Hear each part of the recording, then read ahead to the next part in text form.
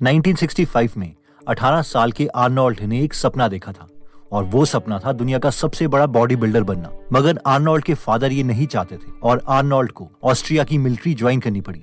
इसके बावजूद आर्नोल्ड अपने ड्रीम को नहीं भूले और उन्होंने अपना एफर्ट जारी रखा। आर्नोल्ड बोलते हैं कि उस वक्त मेरे सामने ये प्रॉब्लम थी कि मैं मिलिट्री बेस में हर रोज अपनी ट्रेनिंग कैसे करूं और मसल गेन कैसे करूं। लेकिन मैंने खुद से कहा, ओके, तो ये मेरा गोल है और अब चाहे जो मर्जी हो जाए मुझे ये पूरा करना ही है। आर्नोल्ड बोलते हैं कि मिलिट्री बेस में मैं रोज डेली रूटीन का काम करता था, जैसे कि गन साफ करना, शूटिंग प्रैक्टिस करनी, रोज 20 माइल तक मार्चिंग करनी और गन्स उठा के पहाड़ों पर वॉक करना। इवन कि हर रोज सुबह 5 बजे हैवी शूज पहन के और बैग लेकर वो रनिंग भी करते थे। अब जब रात को मिलिट्री बेस में मेरे साथ वाले साथी जब थक के सो जाते थे, तब मैं सुबह और जल्दी उठ के अपने सिटअप्स, चिनअप्स और पुशअप करता था।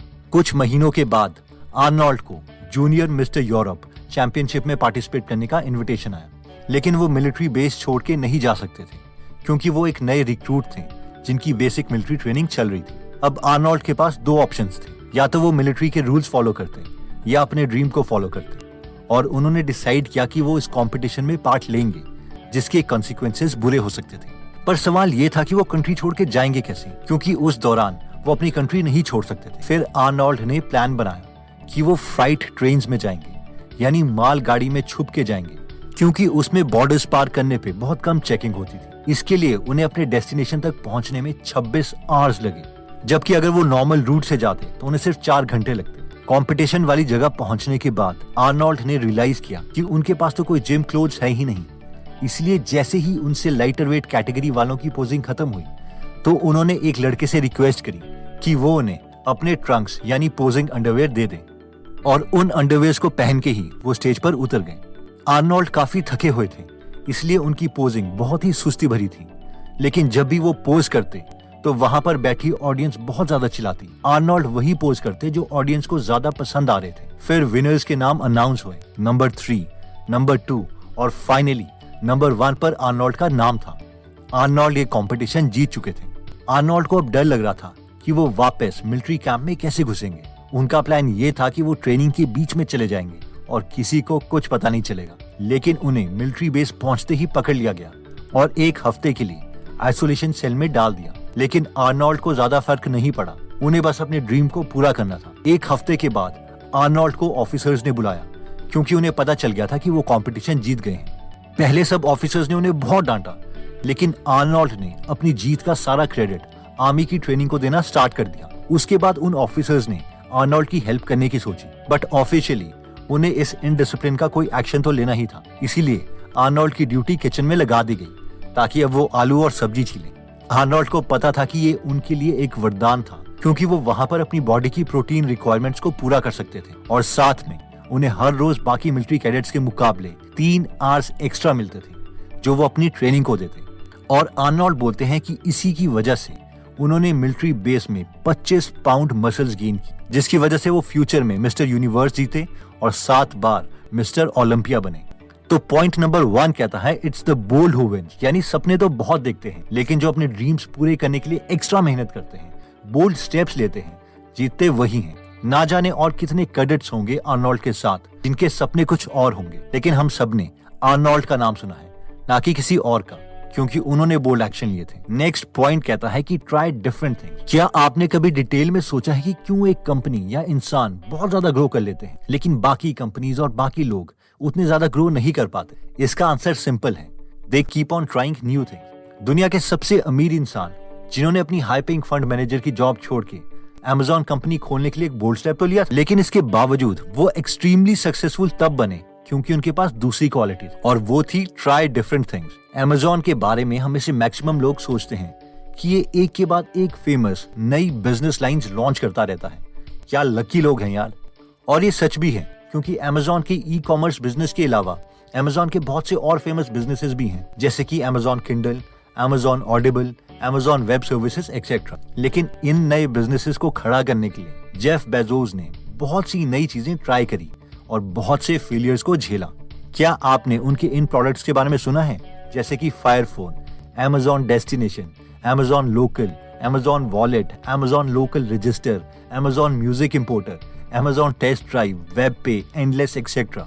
मोस्ट प्रोबेबली हम में से मैक्सिमम लोगों ने इन प्रोडक्ट्स के बारे में नहीं सुना हुआ। और अगर हम जेफ की माने तो उनके अकॉर्डिंग उनके इन फेल प्रोडक्ट की वजह से ही वो बाकी सक्सेसफुल बिजनेसेस खोल पाए। I've made billions of dollars of failures at Amazon.com. Literally billions of dollars of failures. Next point कहता है it's easy to have ideas. Jonathan Long जो कि उबर ब्रांड्स के फाउंडर हैं, वो कहते हैं कि जब मैं यंग था और इंटरनेट नया नया आया था, उस वक्त मेरे पास एक ब्रिलियंट आइडिया था और वो एक बहुत ही अच्छा आइडिया था। जॉनथन ने उस आइडिया के नाम पर एक डोमेन नेम भी खरीदा था, बट उस पर ज्यादा एग्जीक्यूट नहीं कर पाए। बाद में उस आइडिया को उन्होंने छोड़ दिया। अब क्योंकि वो उस आइडिया पर काम नहीं कर रहे थे, इसलिए उन्होंने उस डोमेन नेम को रिन्यू भी नहीं करवाया।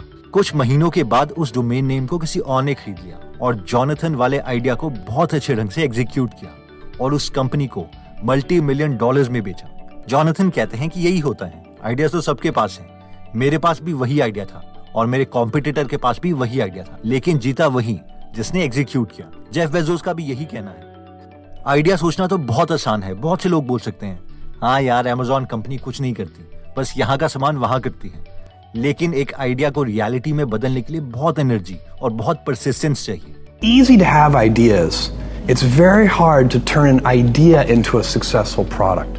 नेक्स्ट पॉइंट कहता है be stubborn about your vision but flexible about your path. Facebook के इनिशियल डेज में जब फेसबुक को मार्क ने डेवलप किया था, तो उसमें एक यूजर एक ही फोटोग्राफ अपलोड कर सकता था। ऑब्वियसली फेसबुक का मेन गोल था एक सोशल नेटवर्किंग प्लेटफॉर्म बनना, बट वो फ्लेक्सिबल थे अपने उन सब आइडियाज को अडॉप्ट करने के लिए जिससे वो अपने मेन गोल तक पहुंच सके। उन्होंने यूजर्स के बिहेवियर को स्टडी करना स्टार्ट किया।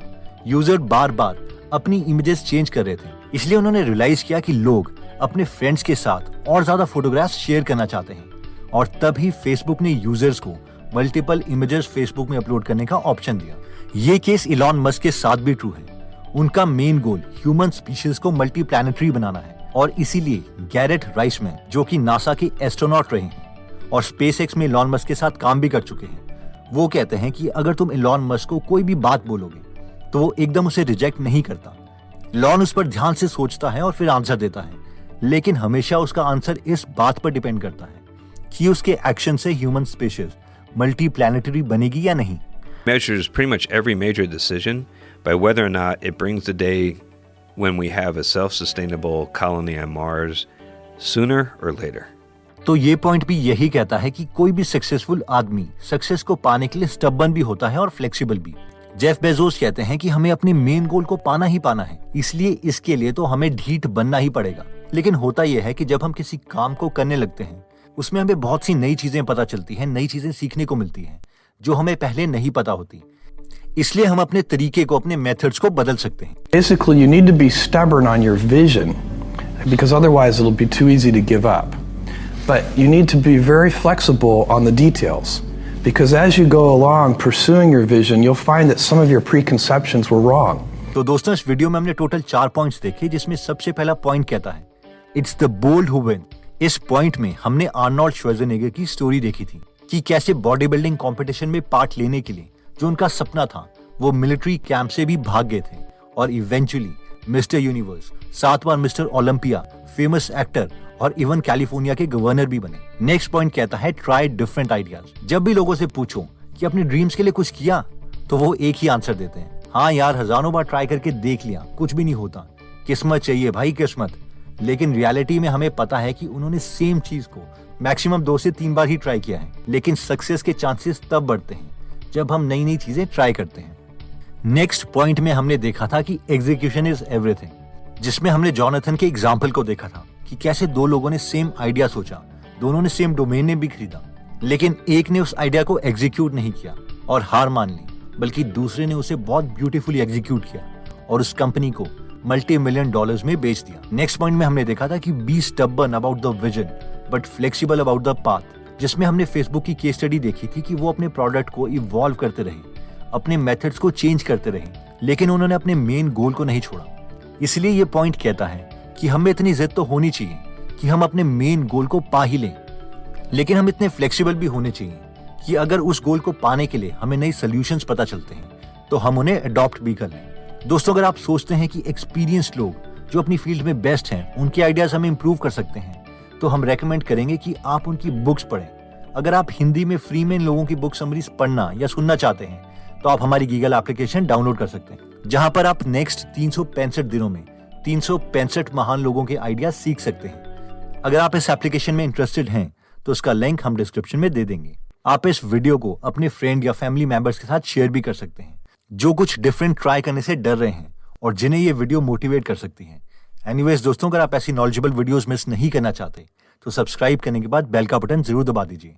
आप कमेंट करके ये भी बता सकते हैं कि आप नेक्स्ट वीडियो किस टॉपिक पर चाहते हैं। जल्दी हम आपसे दोबारा मिलेंगे। जय हिंद।